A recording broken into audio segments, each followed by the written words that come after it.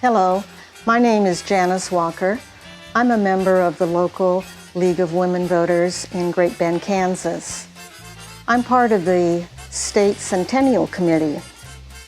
We are preparing for the 19th Amendment, which in 2020 will be 100 years old. The 19th Amendment, known as women's suffrage, means women have the right to vote. Today is March 7th, 2019. By the year 2020, women will have been able to vote for 100 years because of the 19th Amendment. This right took many years and decades to achieve. Suffragettes held protests, marches, and were sometimes jailed for being ill-behaved. These women literally made history. The League of Women Voters, also started in 1920 with the very first chapter in Wichita, Kansas. Our local Centennial Committee thought it would be educational and interesting to hear past voting stories and experiences from our local elders. By filming this panel of voters, their stories will live on in perpetuity forever.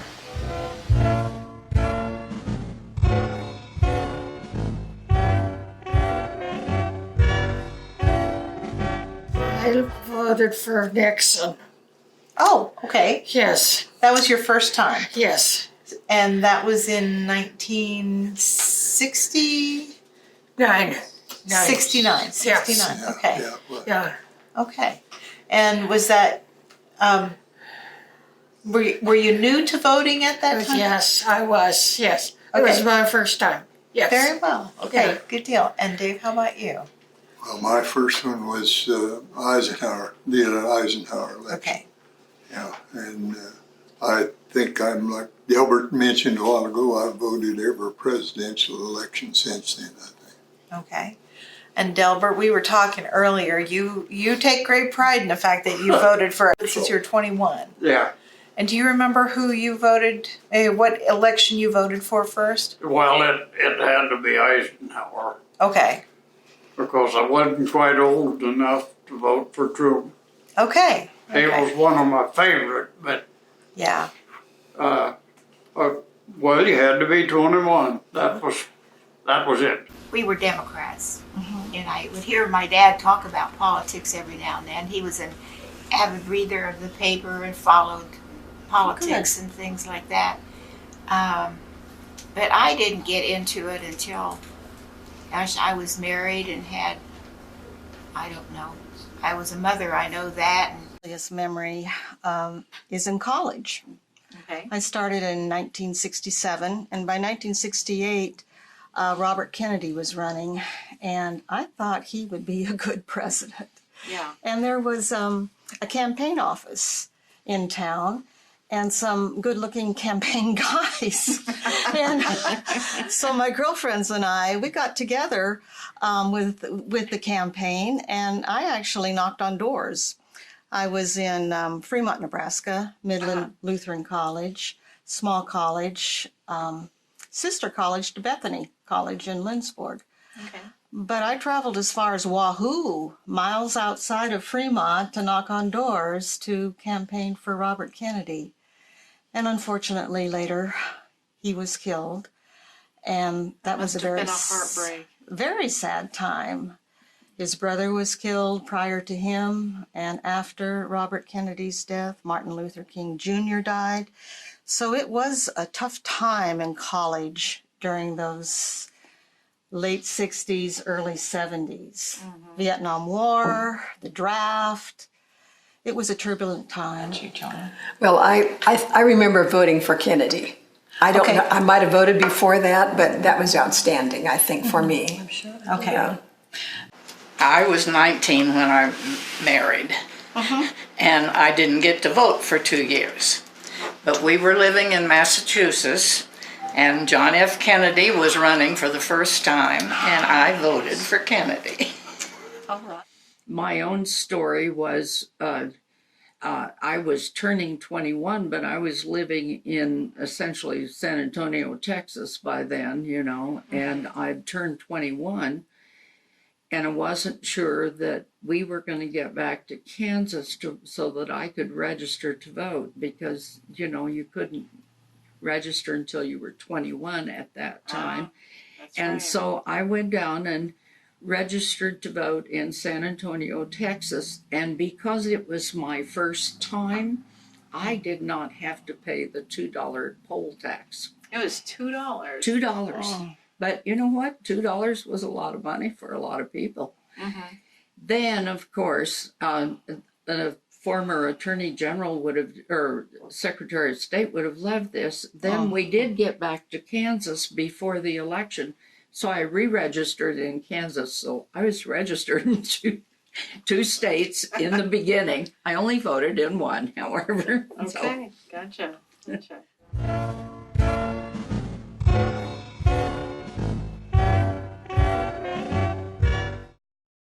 My mother and dad voted in every election. Yes. Okay. Did they ever have to take off time from work or face They any did. barriers or They anything? did. Yeah. Okay. Yeah. And your mom voted at every election too. Yeah. That's awesome. That's awesome. How about you, Dave? Well, I don't remember them talking about politics much when I was little, but I know Roosevelt had been the president. Well, he was 12 years in there. When I was a young man, Franklin Roosevelt was president for 12 years till he died. And they talked about him. Now, a lot of the people talked about him. A lot of people hated him. But when being a young kid, he was my president, and I felt like he must have done some good things because he kept a lot of people off of the rolls. Yeah, that's good. How about you, Delbert? What did your parents? Well, How did your parents look at voting? Back up a little bit. My people came from Nebraska in 1924, came to Kansas, Okay. up Washington County. Okay. That's up But along the northern border. went to country school. Granddad, at that time, Nebraska was a strong Democrat state. Okay. And Granddad always took a Wichita Beacon paper Okay. because it was a Democrat paper.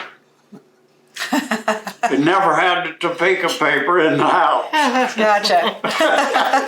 But anyway, it was very seldom discussed. Okay. The women, our grandmother, they voted.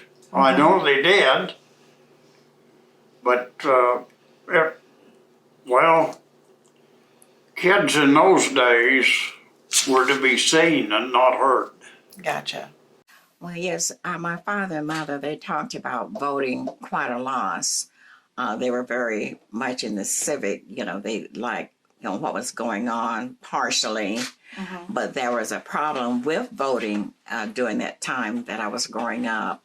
But at the time, I was so young, I didn't pay that much attention. But later on, as I, started growing up and thinking about what's going on in our United States, it was rather difficult for Black people at that time to vote because even as late as 1965, there was a problem voting. There were people trying to register to vote, but yet they were banned from voting. Oh my gosh. Yes, they were. And then when I did start, got old enough to vote, I've been voting ever since. I think it's a real privilege to vote because if you don't vote, you can't complain about who's in office. So we always thought that was a privilege. My whole family, they voted quite a lot, and we talked about politics and what was going on. There was a lot of things that I'm sure the United States probably isn't proud of. Some of the things that happened to some of the voters because of Medgar Edgar's, he was shot in the back because he was registering people to vote. Yeah. So, I'm sure they're not proud. And that was a real struggle. And I think most people can remember the struggle that we had for voting and for any kind of rights for that matter, I don't really have many memories. I think they voted and I hardly knew it happened. Okay. 1920 is when voting for women came in, but I don't remember them talking about it to us or between themselves where we could hear.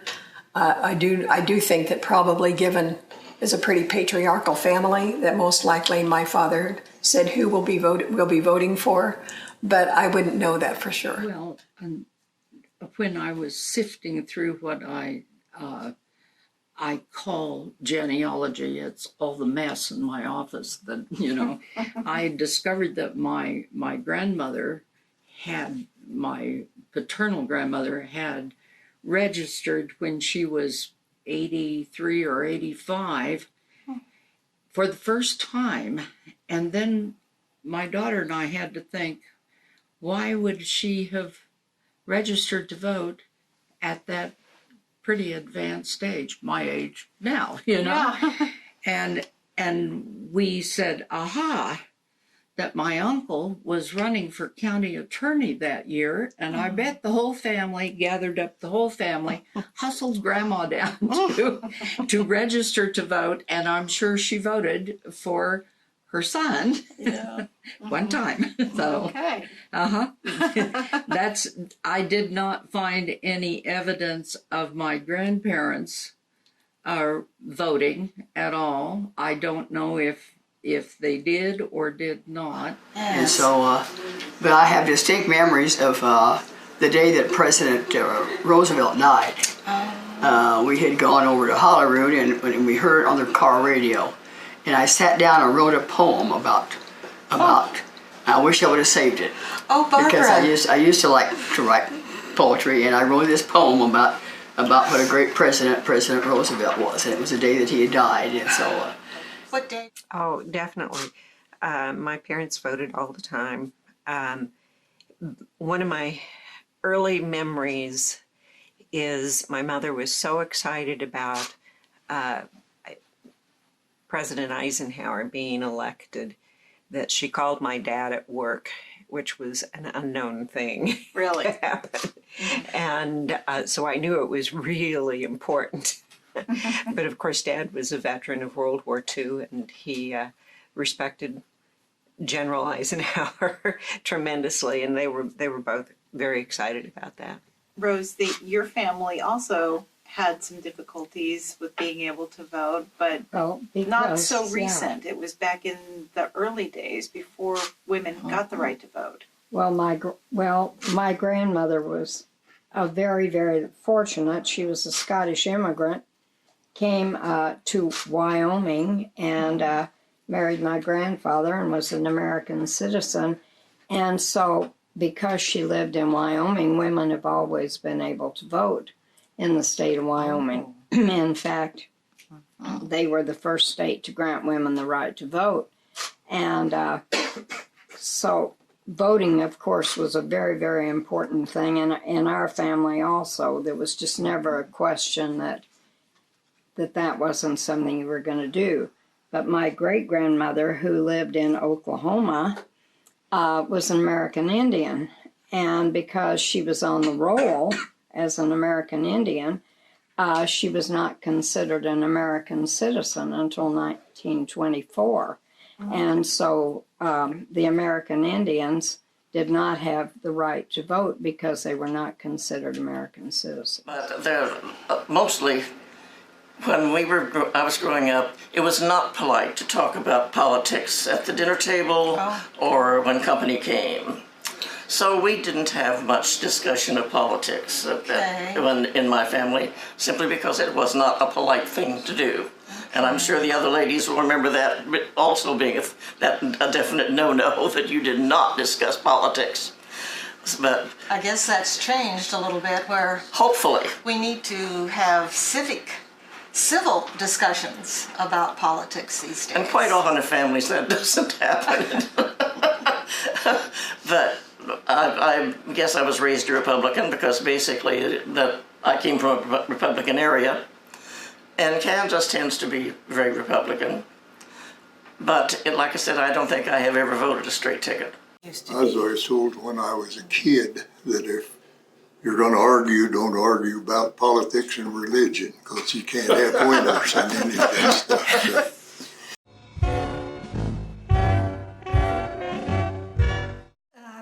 I know that my mother had a very definite, I think both parents voted every year or each time. But my one memory was getting, after I was in the convent, getting a newspaper clipping that showed my mother sitting at a desk, and she must have been in her 80s or late 80s probably. Mm-hmm. And she was going to vote no matter what, as long as she could walk. And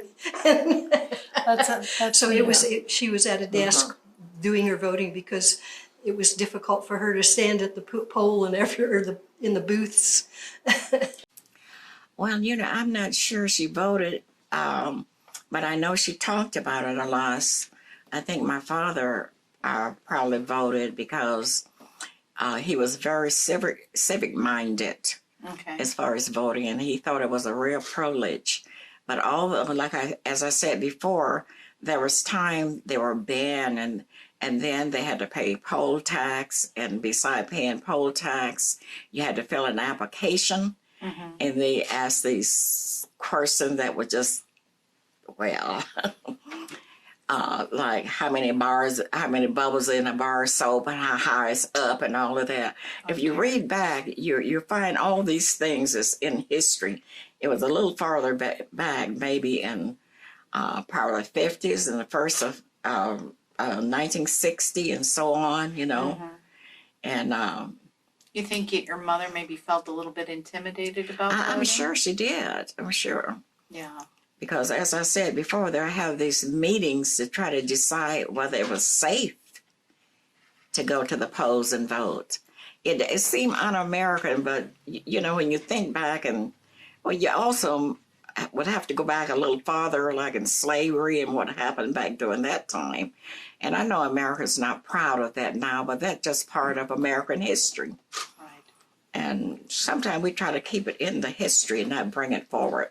My grandmother was part of a debate club, and we saw this paper that listed one of the things that they were debating about. One of them was women's suffrages. Mm-hmm. And she was born probably in 68, so she might have been around 20 at this time, way before voting for women. Well, it was always very important in my family that women vote. And of course, because my grandmother had, when we ask about that, and I think that in my mind, I just assumed that women had always had the right to vote because all my family had the right to vote. And in Wyoming. Yeah. Not in Oklahoma. And so that, it was just understood that you're going to go vote. Do you feel like your mom probably voted her conscience, or did she ever feel intimidated? Yes. I come from a family of pretty strong-willed, thinking women, and my grandma was definitely a thinking voter. However, and I have thought about this, when I was 4, I went to the polls with them, and so after I got to go in and she voted, and so I said to her on the way home, well, who'd you vote for? And she said, you must never ask who anyone voted for. But then later she said, I voted for Roosevelt, but don't tell your granddad.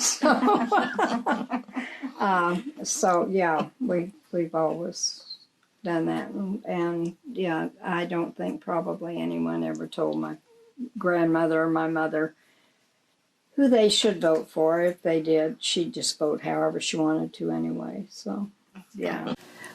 The only thing I can remember is they said we're going into town to vote, and that was it. They never discussed politics at home. Okay. I don't even know what party they belonged to or who they ever voted for. It just wasn't discussed at the house. I see. Okay. And how about you? In my case, it wasn't even talked about. I'm number 6 in a family of 11, so probably the older children maybe knew more of this. But I think when I finally awakened to government was when my 2 older brothers went to service. Then it became very, very active. I see. And when did they go into service? In 41, 42. During World War II then? I see. Right out of high school. Oh, wow. And my mother was very much affected. She'd sit in front of the radio and cry because she heard the casualties of the war. Yeah. And that's when it became alive to me as a young girl. I can understand that. Yes. And may I ask, did your brothers both come home? Yes, they did. Awesome. That's wonderful. One of them fought in Germany, but the other one was in the Philippines. So I see. He was in the Navy. Okay. But then later on, I had 3 more brothers that went, but into Korea and Vietnam. Yeah. Yeah. So, and being from a family of, we'll call it Russian Germans, because these Germans went to Russia to avoid drafting. And then as soon as the new Tsar came, other than Catherine, he started to enlist them.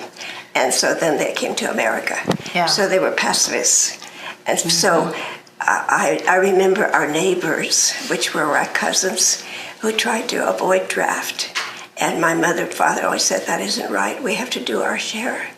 But they were pacifists, remember? So it was very resisting of the military. I see. But my parents believed it. And different ones, they were made to go whether they believed in it or not. But they were resisting. I see. I think our parents took the privilege. They felt that voting was not only a responsibility but a privilege.